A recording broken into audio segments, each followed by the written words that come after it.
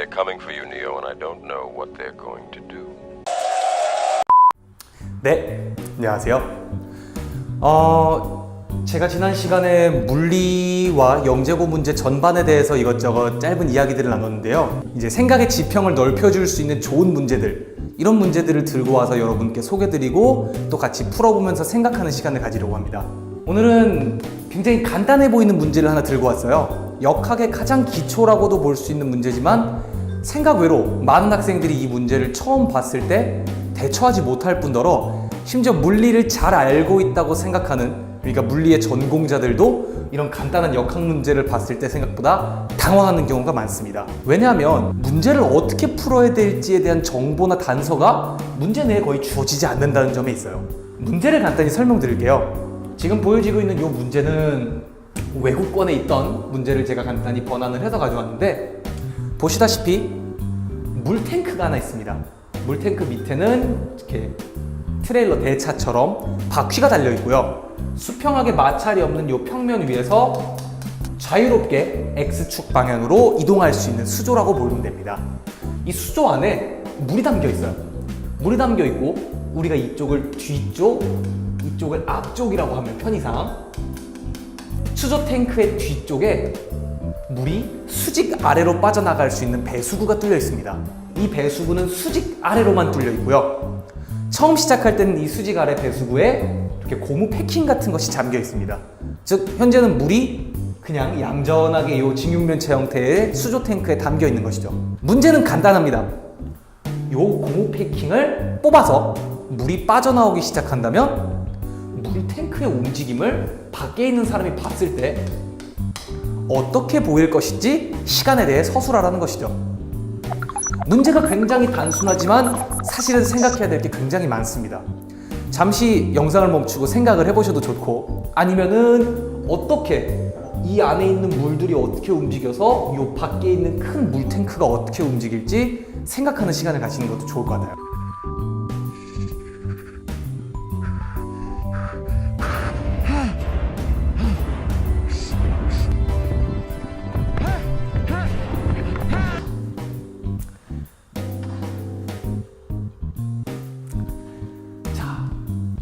요 고무 패킹을 제거합니다. 많은 학생들이 맨 처음에 도달하게 되는 결론은 물이 아래로, 수직 아래로만 빠져나간다는 이 조건에 굉장히 강하게 집착을 합니다.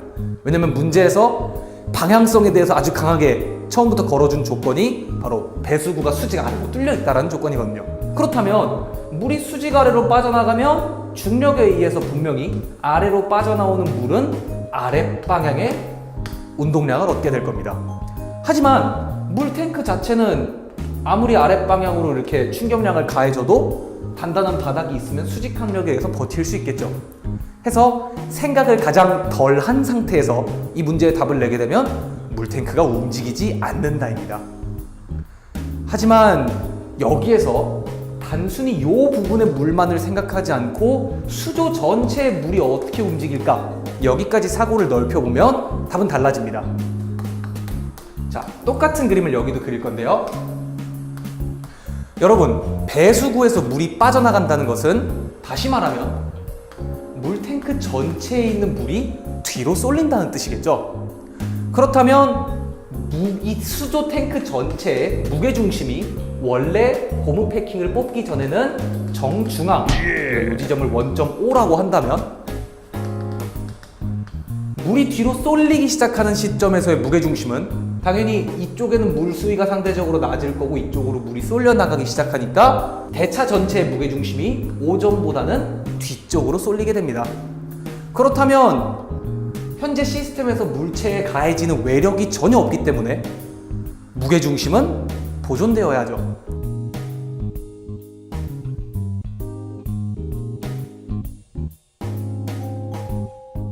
그렇다면 상대적으로 물이 뒤쪽으로 이동했으니 대차는 어떻게 되어야 될까요? 이 수조 탱크는 앞쪽으로 이동해야 합니다.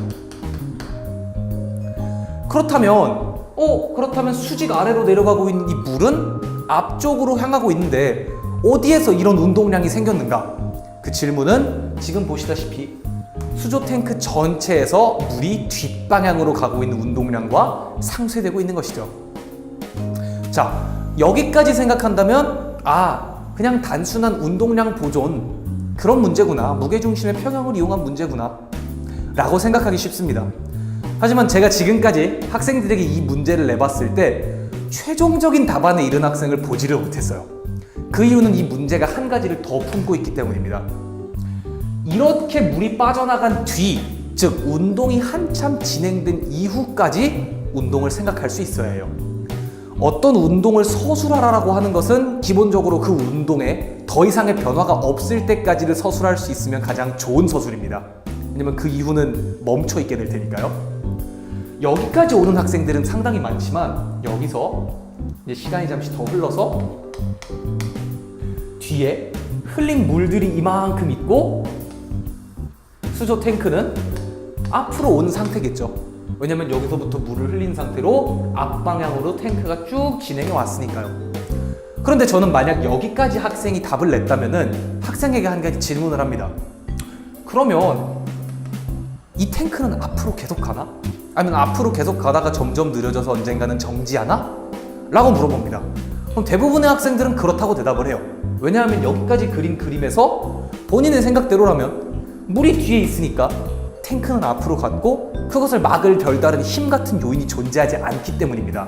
그런데 우리 이 학생의 말대로 예컨대 앞으로 계속 갔다거나 아니면 상당히 앞으로 간 상태에서 어느 먼 지점에서 탱크가 정지했다고 가정하죠. 그럼 맨 처음 상황과 한참 뒤의 상황을 비교해 보세요. 뭔가 이상한 점이 한 가지 있지 않나요? 이 시스템에는 분명히 물이 움직이는 것과 대차가 움직이는 것, 이거 말고는 X방향으로의 외력이 전혀 없기 때문에 이 시스템의 무게중심은 처음이나 끝이나 보존되어야 합니다. 그런데 뒤에 물을 이만큼 넘겨두고 대차가 한도 끝도 없이 저 끝방향까지 가버린다면 시스템의 무게중심은 반드시 맨 처음에 있는 5점보다는 훨씬 먼 곳까지 가게 됩니다. 이런 현상이 일어나면 안 되겠죠. 그렇다면 우리가 이 시스템을 최후에 설명할 수 있는 가장 합리적인 방법은 다시 무게중심을 뒤쪽으로, 즉 대차 기준에서는 원점 방향으로 돌아가기 위해서 이 수조 탱크가 앞으로 왔다가 다시 뒷방향으로 돌아간다입니다. 이 문제가 정말 어려운 점은 이 무게중심이 뒤로 가는 운동 한 번으로 완벽히 맞춰진다는 보장이 없기 때문에 초기 조건의 역학적 상황이 어떻게 되어 있느냐에 따라서 심지어 이 5원점을 기준으로 물을 이곳저곳에 흘리면서 이 탱크가 진동할 수도 있습니다. 이 정확한 진동 조건을 계산하는 것은 복잡한 유체역학이나 혹은 시뮬레이션이 더 편할 수도 있을 정도로 까다로운 문제지만 가장 중요한 키포인트는 이게 다시 돌아올 수도 있는가 없는가, 이 부분을 생각하는 것이라고 볼 수 있습니다. 역학적으로 봤을 때 그 힘의 근원은 무엇이냐? 우리가 막연히 물이 뒷방향으로 온다 라고 모두가 생각을 했고 아마 여기까지 생각한 학생들의 대부분은 머릿속에서 수조에 물이 뒷방향으로 가는 것까지 그려냈을 거예요. 하지만 이 학생들이 놓치고 있는 키포인트는 뭐냐면 이 수조가 물이 뒷면으로 가면서 탱크의 뒷벽면을 치면서 이 방향의 알짜힘을 만들어내서 수조가 돌아갈 수 있는 원동력을 제공할 수 있다는 겁니다. 즉, 이 문제는 무게중심의 보존이라는 외력이 없을 때 시스템의 운동량이 보존된다는 아주 심플한 상식을 두 단계를 넘어서 꼬아놓은 문제인 것이죠. 처음 문제를 봤을 때보다는 생각보다 사고를 해야 할 단계가 많죠. 영재고 시험이 이런 정확한 무슨 어떤 구체적인 답안을 요구하지 않더라도 그 방식은 같습니다. 이 문제를 처음 봤을 때 많은 학생들은 사실 운동량 보존을 써야 될지 에너지를 써야 될지 힘을 써야 될지 무엇을 써야 할지부터 고민하는 경우가 많아요. 사실 역학은 다 똑같기 때문에 어떤 쪽으로든 해석이 가능하면 그 결과는 이렇게 나와야 합니다. 하지만 그런 지시사항이 전혀 주어지지 않은 상태에서 본인이 가지고 있는 물리적인 지식만을 이정표 삼아서 한 단계 한 단계, 그것도 다양한 물체들의 상호작용과 먼 시간까지 동시에 생각할 수 있으려면 이런 좋은 문제들을 보면서 본인이 다른 문제, 역학적 문제 혹은 그냥 물리 문제, 더 나아가서 모든 종류의 문제를 봤을 때 사고를 넓히는 방법을 연습을 해야겠죠. 그래서 앞으로도 이런 종류의 좋은 문제가 있을 때마다 시간을 이용해서 이렇게 여러분께 소개를 드리려고 합니다.